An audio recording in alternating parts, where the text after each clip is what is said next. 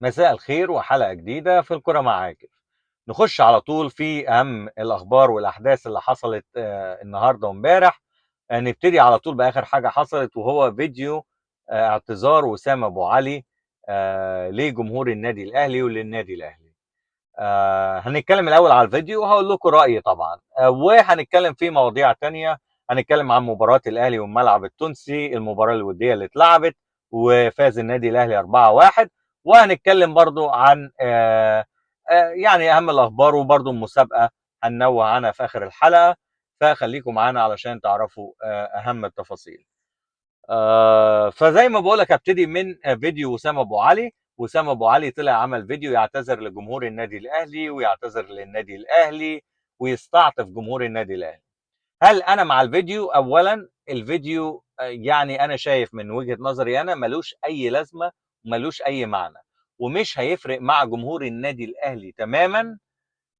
ويعني حتى الطريقه بتاعته اللي بيتكلم بيها والكلام اللي هو كان بيقوله، انا شخصيا يعني حتى ما تحسش باي تعاطف. يعني ما تفهمش هو عايز يقول ايه. لا ده انا يعني انا عملت حاجات غلط بس انا مش راضي عنها، وكلام كده مش مفهوم. ففي النهايه زي ما بقول لك يا وسام، جمهور النادي الاهلي ما بيفرقش معاه الكلام. جمهور النادي الاهلي اهم حاجه عنده الافعال. علشان كده مهما قلت ومهما عملت، جمهور النادي الاهلي. عندك مثلا مثال علي معلول. هل علي معلول كان بيطلع يتكلم؟ يعني هل كان علي معلول بيطلع يعمل فيديوهات للجمهور ويقول لهم انا بحبكم وانا مش عارف ايه والكلام ده؟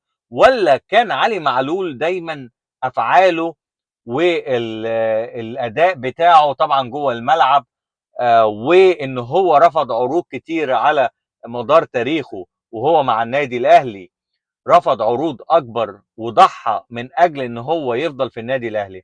علشان كده جمهور النادي الاهلي دايما شايل علي معلول فوق دماغه. علشان كده جمهور النادي الاهلي بيعتبر علي معلول اسطوره من اساطير النادي الاهلي، وبيعتبروه ابن من ابناء النادي الاهلي. يا راجل ده علي معلول لما كان في مباراه، جمهور الاهلي كان عايز محمد هاني ما يلبسش الشاره علشان خاطر، او ما يلعبش المباراه عشان خاطر علي معلول يلبس الشاره بتاعه الكابتنه ويبقى كابتن النادي الاهلي. وفعلا حصلت بعد كده طبعا، وعلي معلول لبس شاره الكابتن لان جمهور النادي الاهلي بيعتبر علي معلول ابن النادي الاهلي.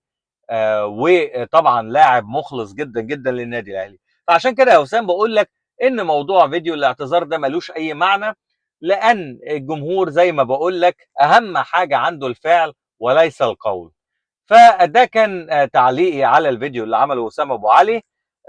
انت خلاص اخترت طريقك، ربنا يوفقك بقى في حياتك، ولكن انسى جمهور النادي الاهلي، وعمر جمهور النادي الاهلي ما هيساندك حتى في تجربتك اللي بعد كده. خلاص الموضوع بالنسبه لنا انتهى. لو كنت انت طلعت كنت ممكن تحترف وتطلع بطريقه كويسه، وكان جمهور الاهلي هيبقى راضي والنادي هيبقى راضي وكل الناس هتبقى راضيه عنك. لكن انت حاولت تلوي دراع النادي الاهلي، وحاولت ان انت تتعامل بطريقه غير احترافيه. علشان كده جمهور النادي الاهلي عمره ما هينسى اللي انت عملته، ولا بمليون فيديو، ولا مهما عملت بعد كده او قلت خلاص القصه كانت صفحه واتقفلت.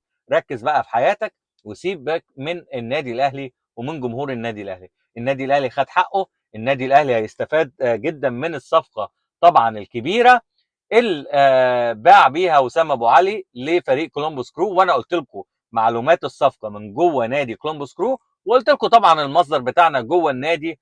انا مش هقول لك من يعني من مصادر موثوقه والكلام ده، انا قلت لك اسم الراجل اللي شغال في النادي، وقلت لك طبعا وظيفته ايه جوه نادي كولومبوس كرو، وقلت لك تفاصيل العقد بالظبط زي ما قلناها في الحلقات اللي فاتت.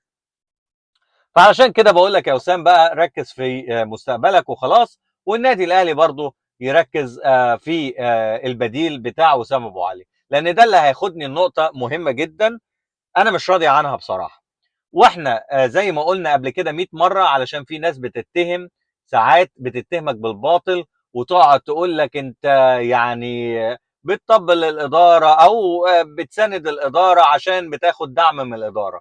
وطبعا كل الكلام ده كذب، واي حد ممكن يتهمك باي حاجه. خلاص بقى الموضوع عادي جدا، ولا معاه اثباتات، ولا تفرق معاه اي حاجه، ولا تفرق معاه ان هو يتهم حد بالرشوه او بالسرقه او باي حاجه. خلاص بنشوف الكلام ده بيحصل مع كل الناس.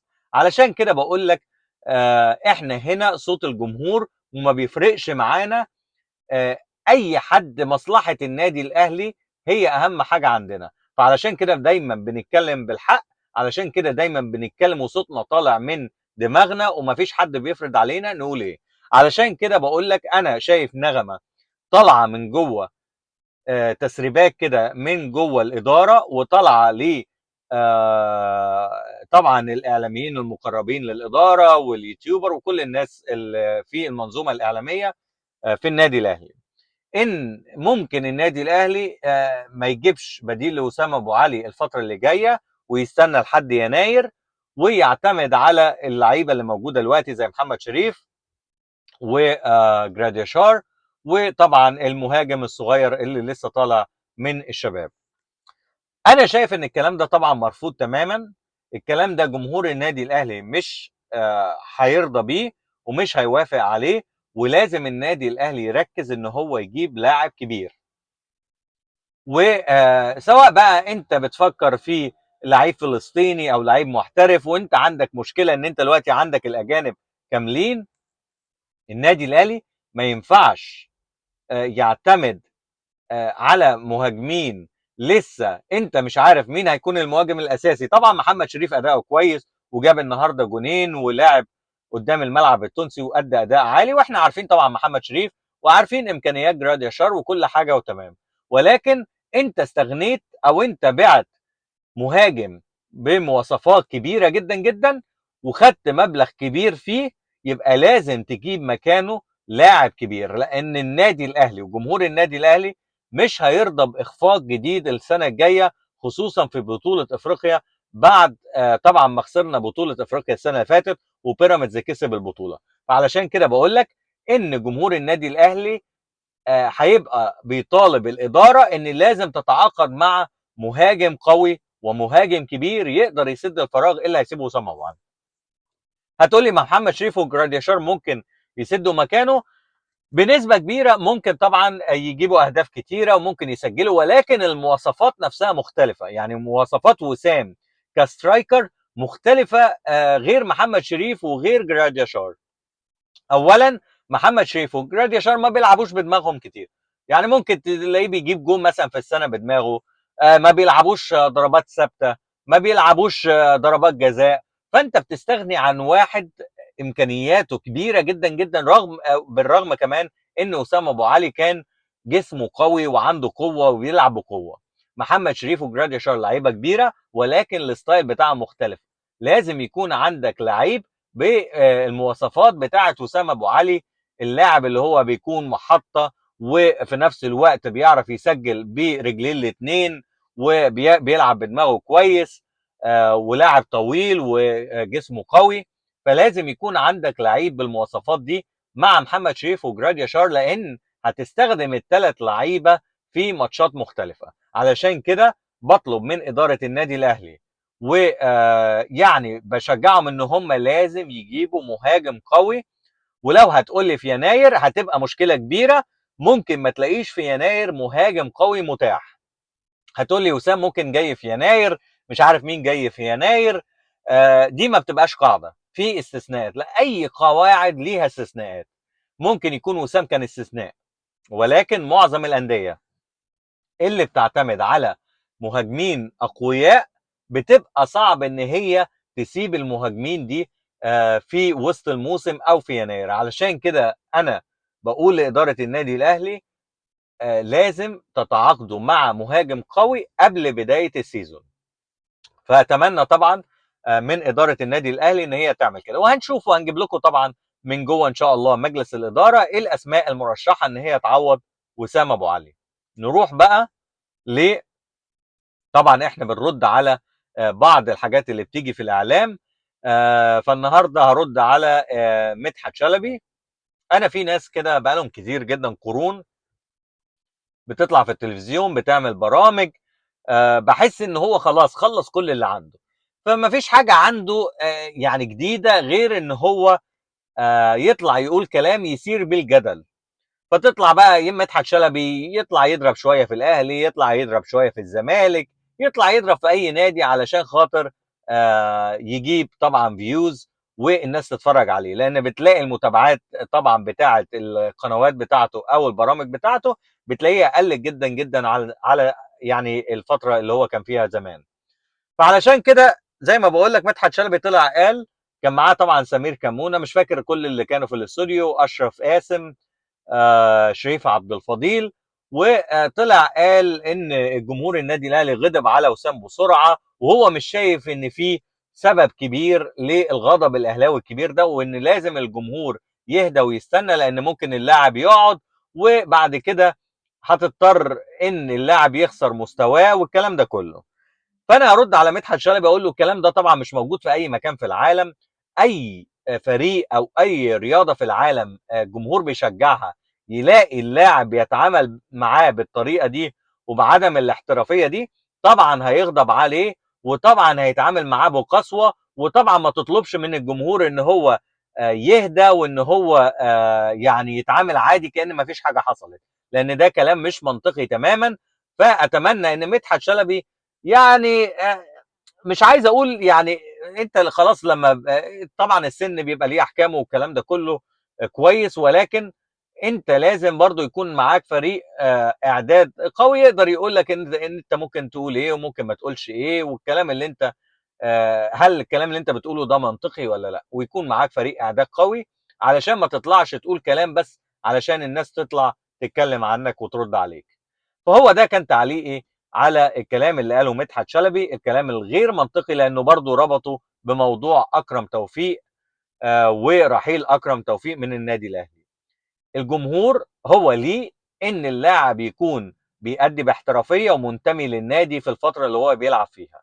سبت النادي بطريقه غير احترافيه الجمهور هيغضب عليك، والكلام ده ما بيحصلش في مصر بس، ما بيحصلش في النادي الاهلي بس، ده بيحصل في كل الانديه في العالم وفي كل حتى الرياضات في العالم. في لاعب اسمه لابرون جيمس، ده احسن لاعب باسكت موجود في امريكا ويعتبر طبعا في العالم، وفي ناس بيعتبروه احسن لاعب جه في التاريخ، بيعتبروه حتى احسن من مايكل جوردن.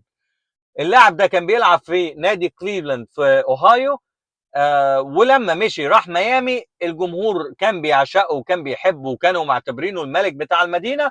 ولما مشي بنفس الطرق اللي بيتبعها اللعيبة دي برضو الجمهور غضب عليه، والجمهور حرق التيشيرت بتاعه وحرق الفانيلات بتاعته وخلاص بقى يكرهه من ساعتها.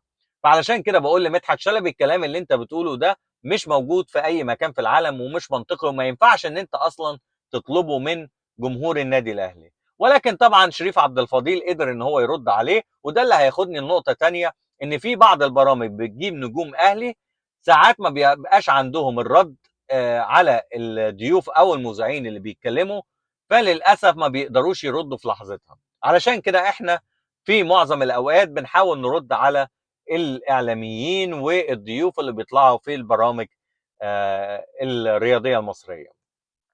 اخر بقى حاجه طبعا هتكلم عليها قبل ما اخش لكم على المسابقه ونتكلم على المسابقه، هو موضوع حمدي فتحي وبيراميدز. كل الناس بتقول لك ان بيراميدز بيتعامل باحترافيه، بيراميدز عنده كل حاجه احتراف والكلام ده كله.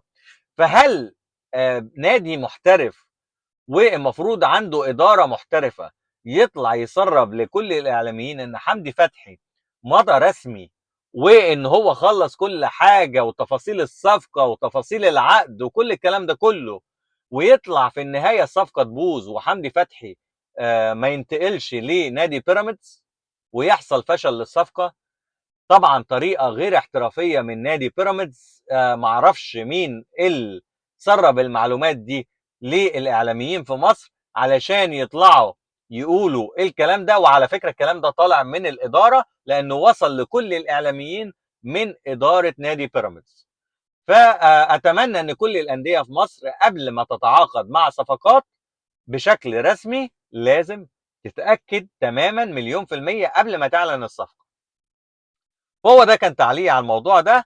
اخر حاجه هنتكلم فيها عن مسابقه الدوري المصري، علشان الدوري المصري طبعا قرب يبتدي، وشفنا النهارده المباراه الوديه ما بين الاهلي والملعب التونسي انا مش هقدر احكم ولا على المدرب ولا على اللعيبه من المباراه دي. مباراه طبعا مش قويه، الاهلي كسبها بكل سهوله، الاهلي جرى فيها لعيبه كتيره، ولكن الحاجه الوحيده الملحوظه محمد الشناوي لازم يراجع حساباته قبل الموسم، لان الراجل معجب جدا بشوبير، بمصطفى شوبير، فممكن تلاقي مصطفى شوبير شويه شويه في الموسم بيبقى هو الحارس الاساسي للنادي الاهلي.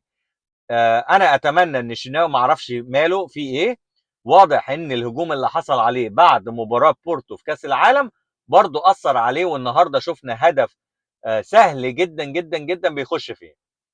ولكن معظم اللعيبه الثانيه ادت بشكل كويس، ولكن طبعا التغييرات الكتيره اللي حصلت ادت ان يحصل فيه اهتزاز في المستوى في الشوط الثاني. ولكن زي ما بقول لك انا مش هينفع احكم على الفريق ولا على الخطه ولا على المدرب الا بعد 3 4 ماتشات في الدوري، فهنشوف الفتره اللي جايه فيها ايه ان شاء الله. اخر حاجه بقى هنتكلم فيها على المسابقه، مسابقه الدوري المصري. شارك معانا في المسابقه وتوقع تشكيل النادي الاهلي ال11 لاعب اللي هيلعبوا اول مباراه في الدوري الممتاز، علشان ان شاء الله يكون ليك حظ ونصيب ان انت تكسب الجائزه 30,000 جنيه. وهنعمل كل شهر طبعا مسابقه علشان نقدر نكسب اكبر عدد ممكن من الناس. هنعمل كل شهر مسابقه مختلفه ان شاء الله. هتبقى التصويت فيها تقدر تبعت لنا لغايه ما نعمل الموقع اللي بنعمله علشان خاطر المسابقات ان شاء الله في خلال الموسم. عبال ما يخلص الموقع تبعتوا لنا الرسائل على صفحه عمرو عاكف على انستجرام او على الفيسبوك، هنزل لكم طبعا اللينك. وتعملوا لنا متابعه وتبعتوا لنا التشكيل او توقعاتك للتشكيل الرئيسي للنادي الاهلي في اول مباراه، علشان تكسب معانا ان شاء الله، يكون ليك حظ ان انت تكسب الجائزه. فاستنونا ان شاء الله في حلقه جديده بكره في الكره مع عاكف، واخر الاخبار والتفاصيل استنونا.